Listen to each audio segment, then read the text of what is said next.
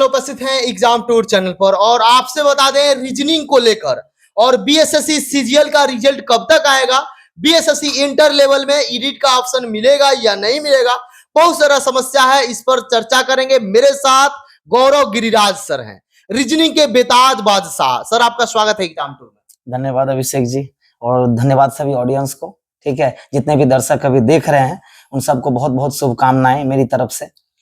मैं इस बार चूंकि सीजीएल का अभ्यर्थी सर को जानते हैं सब लोग, बीएसएससी इंटर में बहुत लोग नए भरेंगे। पिछला बार सर का रणनीति बहुत कारगर हुआ था, बहुत सारे बच्चे कमेंट कर रहे थे कि इस बार भी सर से चर्चा कीजिए। सर रिजल्ट को भी लेकर परेशान है, चर्चा तो हम लोग करेंगे, रणनीति बताएंगे, लेकिन रिजल्ट को लेकर बीएसएससी सीजीएल रिजल्ट नहीं आ रहा है, इसको लेकर बच्चे परेशान है। एडिट का ऑप्शन नहीं मिल रहा है, इसको लेकर परेशान है। सर इस पर आप क्या कहिएगा आयोग और सरकार से? देखिए, रणनीति की जहां तक बात है, रणनीति से पहले अहम भूमिका है और सबसे बड़ी बात होता है बच्चों का ट्रस्ट जीतना। अब बच्चे जो है सो बहुत दिलो जान से, बहुत काफी मेहनत से, बहुत स्ट्रगल करके बच्चे तैयारी करते हैं, चाहे बाहर आकर के हो, होम टाउन से हो, ऑनलाइन हो, जिस भी माध्यम से बच्चे पढ़ते हैं, वेट करते हैं। और बिहार एसएससी की जिस तरह से रवैया रही है, मैं स्पेशली आयोग या फिर ये नहीं कहूंगा, मैं बस सरकार से और आयोग से बस ये पहल करने की मैं बता रहा हूँ। जैसे कि बिहार एसएससी के पास भी वर्कर्स या फिर इस तरह के जो टेक्निकल टीम होते हैं उसकी कम संख्या है, जिसके कारण से लेट लतीफ होता है। तो सरकार को इस पर पहल करनी चाहिए। आज से कुछ साल पहले जो है बीपीएससी की भी बहुत सारी स्थितियां अच्छी नहीं थी, लेकिन उसमें काफी सुधार किया गया। तो यहाँ पर भी हम अनुमान लगा रहे हैं और सरकार से ये विनती कर रहे हैं और सरकार को ये दिखाना चाह रहे हैं कि कम से कम बच्चों का ट्रस्ट जीते। और खास करके अगर बिहार एसएससी में कुछ वर्कर्स की कमी है, वो प्रशासन से, उस प्रशासन से, यहाँ से आदमी को समान प्रशासन से मांग करके या फिर इन सब से मैनेज करके किसी न किसी तरह से वो रिजल्ट बनाते हैं। तो इस पर सरकार को पहल करनी चाहिए कि आखिर वहां पर प्रॉपर एक टीम होनी चाहिए, प्रॉपर टेक्निकल टीम होनी चाहिए, सब कुछ टाइम टेबल निर्धारित करके दे। अब देखिए ना, जुलाई में बोला गया था कि रिजल्ट दे देंगे और अभी तक रिजल्ट का तो कोई सीजीएल वाला का रिजल्ट अभी तक बिहार सीजीएल वाला का आया नहीं है। बच्चे लोग उसका काफी वेट कर रहे हैं और बच्चे कैलेंडर दिया गया था तो बोला गया जुलाई में, फिर एग्जाम कैंसिल हुआ, फिर क्या हुआ? सर अब जो आवेदन कर रहे हैं बच्चे इंटर में, चूंकि बच्चे नए नए हैं, 14 के बाद इस बार आवेदन लिया जा रहा है। बहुत सारा बच्चे ये आरोप लगा रहे हैं कि पेमेंट कर रहे हैं, पेमेंट वापस भी आ जा रहा है, फिर भी सक्सेसफुल हो जा रहा है। हम लोग पेमेंट कर रहे हैं, कट जा रहा है, फिर भी सक्सेसफुल नहीं लिख रहा है। ये सब समस्या है। तो क्या अभ्यर्थी के हित में एडिट का ऑप्शन बहुत जरूरी है? बहुत जरूरी है। देखिए, अब होता क्या है कि अगर आपका जो पैनल बना है, अगर उस पैनल में अगर कुछ गड़बड़ी है तो ऐसा नहीं कि उसको सुधारा नहीं जा सकता है।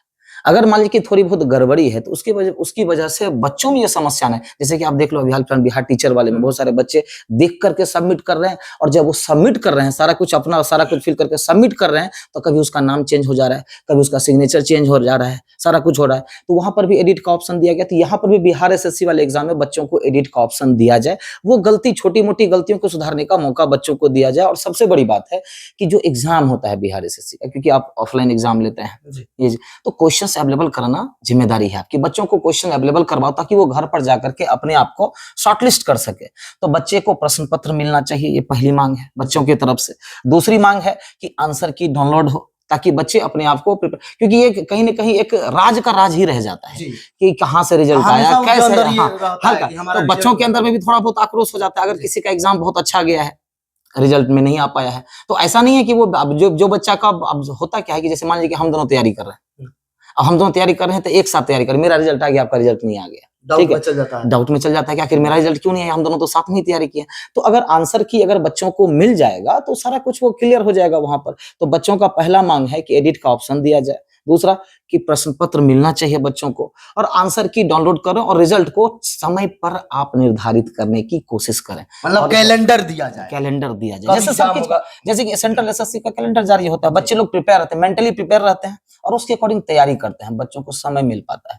यहाँ पता नहीं कब वैकेंसी आएगी। एक तो आप देख लो इंटरवली वैकेंसी कितने सालों के बाद आई, 14 के बाद। अब बच्चे अब मजाक उड़ाने लगे हैं कि पता नहीं अब कब मेरा फाइनल रिजल्ट आएगा। लेकिन बच्चे घबराने की जरूरत नहीं है, अपनी तैयारी में लगे रहो और बहुत कुछ सुधार की जा रही है और सुधार उम्मीद करता हूं कि सुधार की जाएगी और सरकार की तरफ से भी अच्छी पहल की जाए।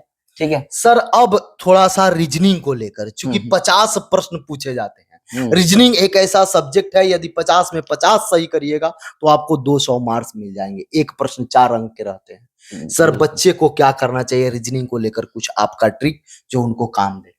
देखिए, जैसा कि मैंने पिछले बार भी बताया था, जब बिहार सीजीएल वाला जो एग्जाम हुआ सारा कुछ, तो उसमें मैंने बच्चों को बताया था कि रीजनिंग के लेवल से डरना नहीं है, नॉर्मल लेवल के क्वेश्चन आएंगे। हाँ, 50 में बहुत सारे बच्चों का ये भी था कि 50 में 50 मजाक थोड़ी है, जी लेकिन 50 में 50 बहुत सारे बच्चों ने किया, क्योंकि आपको पता है कि जब लेवल है, आपको अब बैंक के एग्जाम में नहीं बैठ रहे हैं कि वहां पर रीजनिंग 50 में 50 पॉसिबल नहीं है।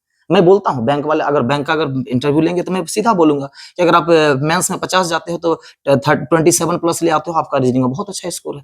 लेकिन यहाँ पर बिहार एसएससी में जो लेवल रहा है अभी तक, उसमें से 50 में 48, 49, 50 आराम से किया जा सकता है, जो बच्चों ने पढ़ाई की है। ज्यादा समय भी नहीं लगता है, 3 महीने में आप रीजनिंग का कोर्स पूरा कंप्लीट कर लोगे। रीजनिंग का चैप्टर्स लगभग क्या आता है ना कि लगभग 4-5 चैप्टर हटा दो रीजनिंग में से, तो बाकी सारे चैप्टर्स पूछे जाते हैं। जैसे कि इनपुट आउटपुट हो गया, अभी तक बिहार एसएससी ने ट्राई नहीं किया हुआ है। क्लॉक या कैलेंडर में से कोई एक क्वेश्चन पूछता है तो पढ़ना तो दोनों पड़ेगा।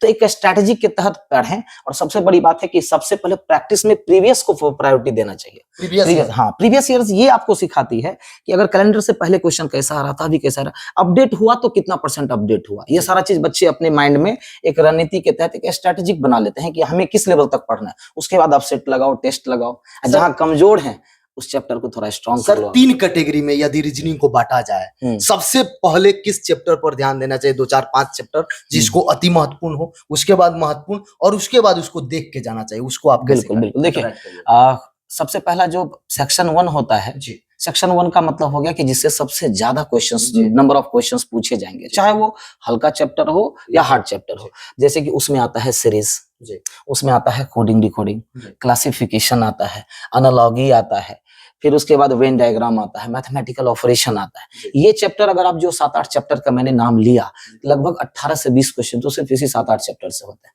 उसके बाद बाकी सारे चैप्टर से 1-2 करके क्वेश्चन होते हैं। ठीक है, दूसरा सेक्शन में आता है जिसमें 1 या 2 क्वेश्चन होते हैं, जैसे कि आपका डायरेक्शन हो गया, रैंकिंग हो गया, ब्लड रिलेशन हो गया, सेट एंगेजमेंट से क्वेश्चन रहता है, अब इनइक्वालिटी से आने लगा है क्वेश्चंस। अब फिर उसके बाद तीसरा सेक्शन होता है कि बस हल्का फुल्का आप सेट भी बना लोगे तो आपसे छूटेगा नहीं। जैसे कि कुछ पोर्शन नॉन वर्बल के हो गए, डाइस हो गए, एक क्वेश्चन फिक्स रहेगा नॉन वर्बल से। सर, बच्चे कुछ प्रश्न कर रहे थे, जिस तरीका से रेलवे में भी रीजनिंग में बहुत सारा सुधार किया गया है, बहुत सारा चेंजेस मिले हैं, बिहार एसएससी में देखने को मिल सकता है। क्योंकि हो क्या रहा है, और सब्जेक्ट में चेंज हो रहा है तो रीजनिंग में भी होगा। तो रीजनिंग में उस चेंज को पकड़ने के लिए कि वह प्रश्न उनसे न छूटे, उसके लिए क्या करें बच्चे? देखिए, होता क्या है कि कभी भी सिलेबस वही रहता है जी।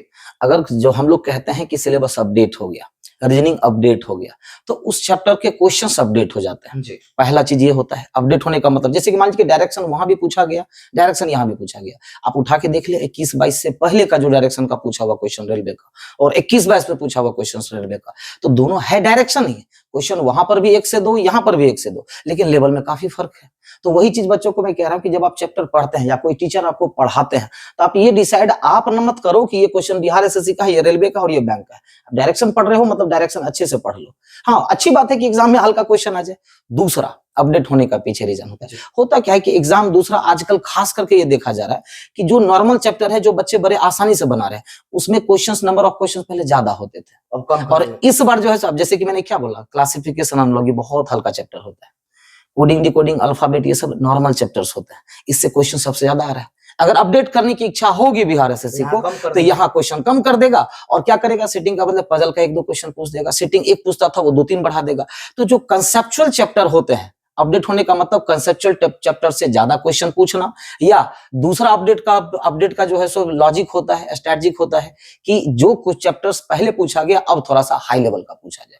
इसीलिए लगभग कम से कम जो प्रीवियस ईयर है उससे 10 से 15% आप एक्स्ट्रा पढ़ के जाओ। सर, प्रीवियस के बाद यदि बच्चे अपने आप में इंप्रूवमेंट करना चाहते हैं या नया नया प्रश्न बनाना चाहते हैं, तो क्या railway NTPC, railway group D का यदि देख लेते हैं रीजनिंग, तो काम चल जाए? बहुत बेहतर होगा जी, बहुत बेहतर होगा। क्योंकि देखिए, अभी के समय में जो रेलवे 21-22 में जो रीजनिंग पूछी है, सुधार किया, काफी ज्यादा सुधार किया है। जैसे कि कहा जाता है कि रीजनिंग का लेवल बैंक में काफी स्टैंडर्ड लेवल का होता है, रेलवे कहीं ना कहीं बैंक क्लर्क को फॉलो करने लगा है अब। जी। जो 21-22 का मैं क्वेश्चन देख रहा कुछ हूँ, प्रश्न है सर। हाँ, कुछ चैप्टर जो भी कंसेप्चुअल चैप्टर है, जैसे कि आपका सिटिंग हो गया, इनइक्वालिटी हो गया, ब्लड रिलेशन हो गया, रैंकिंग हो गया, इसमें क्वेश्चंस बहुत स्टैंडर्ड लेवल तक का पूछा जाता है। जी। बच्चे लोग नॉर्मल पढ़े हुए होते हैं, तो थोड़ा सा 10-15% लेवल बढ़ करके पूछा गया था इसमें रेलवे में। तो वैसे देखिए, बिहार एसएससी में प्रीवियस लेवल तक रेलवे से काफी, जो रेलवे 21-22 का रीजनिंग का क्वेश्चन था, उससे काफी लो लेवल का क्वेश्चन अभी तक आया है। अगर आपको लगता है कि इस बार के लिए हम पहले से तैयार हैं, हो सकता है कि अपडेट हो, तो आप अगर एनटीपीसी ग्रुप डी 21-22 का क्वेश्चन बना लेंगे, तो मैं बताता हूं कि आपसे क्वेश्चन नहीं छूटेगा, अगर लेवल बढ़ करके भी आएगा तो। यही मैं सारे बच्चों को अपने बैच में भी बताता हूं, और जब टेस्ट सीरीज में लेता हूं या फिर टेस्ट के थ्रू बच्चे को बताता हूं, गाइड करता हूं, तो वहां से मैं क्वेश्चन जरूर उठाता हूं कि अगर सिटिंग एंगेजमेंट में लेवल बढ़ के आया तो इस लेवल का आएगा, डायरेक्शन में बढ़ के आएगा तो इस लेवल का आएगा। तो टीचर को भी रिस्पॉन्सिबिलिटी उठानी पड़ेगी कि प्रीवियस लेवल के तौर पर आप तैयारी आप नहीं करवा सकते हैं, थोड़ा सा बच्चे का लेवल बढ़ा करके भेजें। अगर प्रीवियस लेवल का आ गया तो अच्छी बात है, और अगर लेवल बढ़ गया तो बच्चे से क्वेश्चन छूट के नहीं आना चाहिए। टारगेट ये होना चाहिए कि बिहार एसएससी में 50 रीजनिंग में से 48 या 49 या 50, 47 नहीं, 48, 49 या 50 मार्क्स आपको आना, क्वेश्चन सही होना ही चाहिए, और होगा। जो भी बच्चे देख रहे हैं उनसे मैं बता दूं, जिनका भी रिजल्ट होता है 2-3 ऐसा सब्जेक्ट होता है जिसमें रीजनिंग, मैथ्स और साइंस, यहाँ यदि आप बेस्ट करते हैं, साइंस में थोड़ा कम भी करते हैं क्योंकि वह जीएस का पर्सन है, वहां डाउन हो सकता है, लेकिन रीजनिंग और मैथ्स को बैलेंस करके चलेंगे तो यहाँ आप 75 में 75 भी कर सकते हैं। जब यहाँ आप 75 कर लेंगे तो थोड़ा सा उधर कम भी होगा तो मैनेज हो जाएगा। इसके बावजूद भी आपको रीजनिंग में किसी भी चैप्टर में किसी प्रकार का कोई समस्या हो, या लगे कि क्या इस चैप्टर को सर कैसे करना चाहिए, इसका ट्रिक क्या होना चाहिए, क्योंकि वीडियो लंबा हो जाएगा, फिर एक बार मैं सर से मिलूंगा और उस पर चर्चा करूंगा। आप क्वायरी रीजनिंग से रिलेटेड जरूर इसमें दी सर, समय देने के लिए बहुत बिल्कुल बिल्कुल, मैं जो भी समस्या होगा बच्चा का, मैं फिर से मैं सारे बच्चों को गाइड कर दूंगा। जो भी समस्या है बच्चे लोग कमेंट करके आप बता